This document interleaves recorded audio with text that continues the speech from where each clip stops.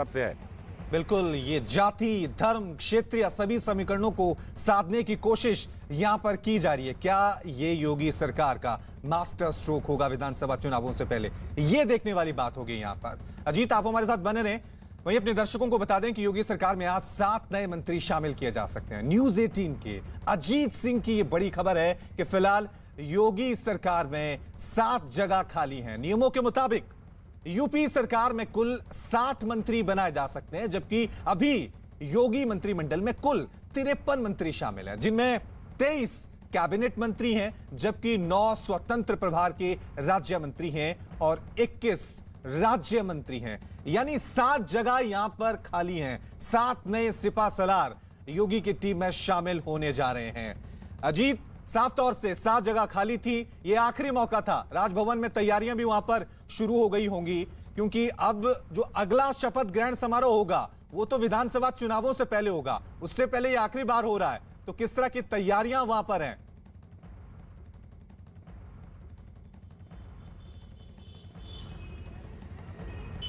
देखिए, बिल्कुल अंदर सामान्य मीडिया को जाने की अनुमति नहीं दी गई है। जो नेशनल जो उनकी सरकारी मीडिया है उसी से फुटेज मिलेगा, लेकिन राजभवन में राज्यपाल आनंदीबेन पटेल मौजूद हैं, जो उनके अधिकारी हैं। जो तैयारियां हैं वो शुरू हो गई है। सरकार के भी कुछ अफसर हैं जो वहां पहुंचे और तैयारियां की जा रही है। कहा जा रहा है कि जिन मंत्रियों को, यानी जिन विधायकों को शपथ लेनी है या जो विधायक नहीं है उनको मंत्री बनना, जैसे जतिन प्रसाद अभी किसी भी सदन के सदस्य नहीं है उनको। इसके बाद 4 विधान परिषद के पद खाली, उसमें जतिन प्रसाद का भी नाम शामिल होगा। 3 अन्य नाम भी संगठन से शामिल किए जाएंगे। तो जो मंत्री बन रहे हैं उसमें जतिन प्रसाद किसी भी सदन के सदस्य नहीं है, तो उन्हें बाद में सरकार एमएलसी बनाएगी। तो अंदर पूरी तैयारियां चल रही हैं। गेट नंबर 1 से राजभवन में राज्यपाल अंदर जा चुकी हैं। मीटिंग चल रही है, तैयारी चल रही है। जो मीडिया की, जो नेशनल सरकारी मीडिया है, उसकी गाड़ियां अंदर पहुंच गई हैं, उसी से फुटेज मिलेगा। फिलहाल बाहर का जो राजभवन का गेट नंबर 2 है, यहां पर सुरक्षा के इंतजाम किए गए और गेट को बंद रखा गया, क्योंकि अंदर कोई नहीं जा सकता। और यह भी कहा गया कि जो विधायक मंत्री बन रहे हैं उनको राजभवन बुलाएगा, यानी वो पहले ही पहुंच जाएंगे धीरे धीरे करके। और 1-2 विधायक जो है वो अंदर पहुंच भी चुके हैं। तो अब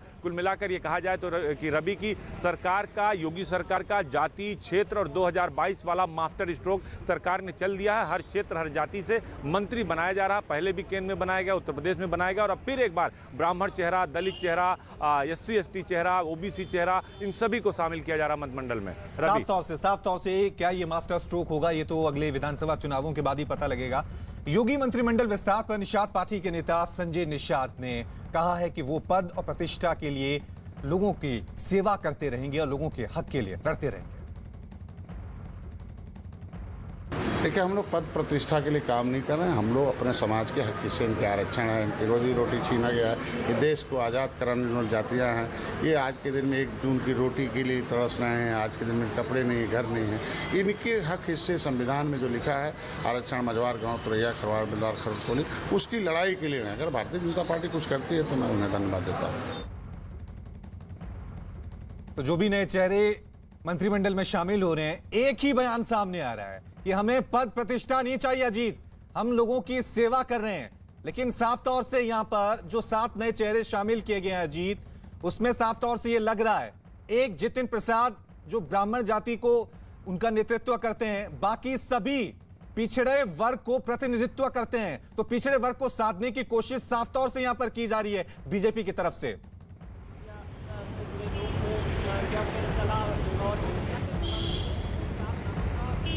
देखिए, बिल्कुल रवि, क्लियर कर दूं कि सिर्फ पिछड़ों पर ही फोकस नहीं है। जो संजय गौड़ हैं वो अनुसूचित जनजाति के हैं, सोनभद्र के ओबरा से विधायक, यानी SC ST पर भी फोकस है। पलटू राम जो बलरामपुर से विधायक हैं वो दलित वर्ग से आते हैं। संगीता जो हैं वो बिंद समाज से आती हैं। धर्मवीर प्रजापति कुम्हार समाज से आते हैं। संजय गौड़ जो हैं, संजय गौड़ गौड़ समाज से आते हैं। तो अलग अलग। जतिन प्रसाद जो हैं वो बाकायदा ब्राह्मण के बड़े चेहरे हैं। छत्रपाल गुर्जर हैं, वो गुर्जर समाज से आते हैं। तो 7 चेहरे 7 तरीके से हैं, यानी हर क्षेत्र में हर चेहरे को तवज्जो योगी मंत्रिमंडल में दिया जा रहा है। और इसके पहले भी उन्होंने जब 21 अगस्त 2019 को जब दूसरा विस्तार हुआ था, 23 कैबिनेट मंत्री बने थे, उस वक्त भी जाति और क्षेत्र को आधार को देखा गया था। और इस बार फिर चूंकि 2022 का चुनाव अभी बहुत ही 4 से 5 महीने बाकी है, दिसंबर से आचार संहिता शुरू हो जाएगी। 19 मार्च को पिछली बार सरकार बनी थी जब पहला मंत्रिमंडल विस्तार हुआ था, दूसरा 21 अगस्त 2019 को हुआ और तीसरा आज हो रहा है। तो कुल मिलाकर ये कहिए कि अब 22 वाला विस्तार हो रहा है और उत्तर प्रदेश में बीजेपी अपनी जीत वाला विस्तार कर रही है। और इसीलिए हर जाति, हर धर्म, हर क्षेत्र के लोगों को शामिल किया जा रहा है।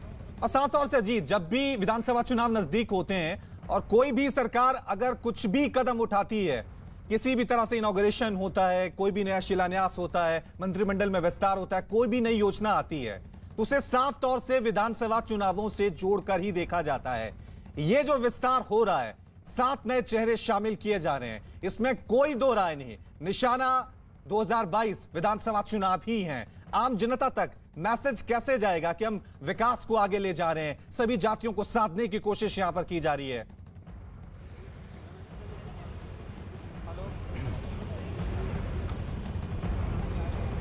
हाँ देखिए, बिल्कुल अभी पिछले कुछ दिनों से उत्तर प्रदेश की पॉलिटिक्स में जाति बहुत बड़ा मुद्दा बन चुका है। आप देखिए, प्रियंका गांधी हो, लखीमपुर खीरी में जब ब्लॉक प्रमुख चुनाव में विवाद हुआ, उन्नाव में विवाद हुआ, बहराइच में विवाद हुआ, अलग अलग जिलों में जब विवाद हुआ तो जाति को लेकर अखिलेश यादव से लेकर प्रियंका गांधी से लेकर मायावती ने कई बार ट्वीट किया, प्रेस कॉन्फ्रेंस किया कि दलित समाज के लोगों का अपमान हो रहा। तो बीजेपी इस बात को जानती है कि उनको विधानसभा चुनाव में हो सकता है बहुत सारे दल एक होकर बीजेपी के खिलाफ खड़े हो जाएं, तो इनको जवाब देने के लिए हमें जाति समीकरण को साधना होगा और इसीलिए बीजेपी ने ये पूरी बाकायदा रणनीति बनाई। और आपको बता दूं, अभी जो 4 विधान परिषद के सदस्य के पद खाली हैं उसमें अलग अलग चेहरे, जतिन प्रसाद जो मंत्री बन रहे हैं, एक चेहरा तो ब्राह्मण होंगे जिन्हें विधान परिषद सदस्य बनाया जाएगा, क्योंकि मंत्री बनने के 6 महीने के अंदर ही आपको किसी न किसी सदन का सदस्य बनना पड़ता है। इसके अलावा अगर आप बात करें तो संजय निषाद जो कह रहे हैं कि हम अपनी जाति के हक की लड़ाई लड़ रहे हैं, पद और प्रतिष्ठा के लिए नहीं लड़े, उनका भी नाम विधान परिषद सदस्य की जो दौड़ है उसमें बीजेपी ने शामिल कर रखा है। इसके साथ ही अनुप्रिया पटेल जो एक अपना दल से एक चेहरे को शामिल किया गया है। तो अलग अलग जो चेहरे हैं उनको जो 4 MLC पद बनाए जाएंगे उसमें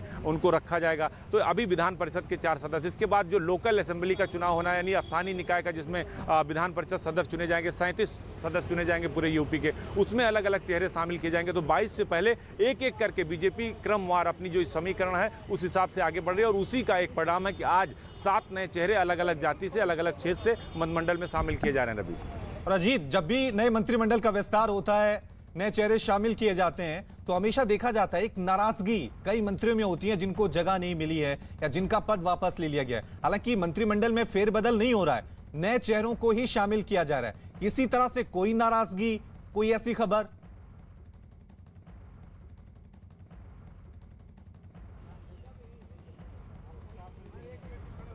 देखिए, बिल्कुल अभी तक इस तरह की कोई नाराजगी की खबर नहीं आ रही, क्योंकि बीजेपी ने सबसे एक एक करके बात किया होगा, क्योंकि संजय निषाद से खुद अमित शाह ने बात की थी, जेपी नड्डा ने बात की थी, मुख्यमंत्री ने बात की थी।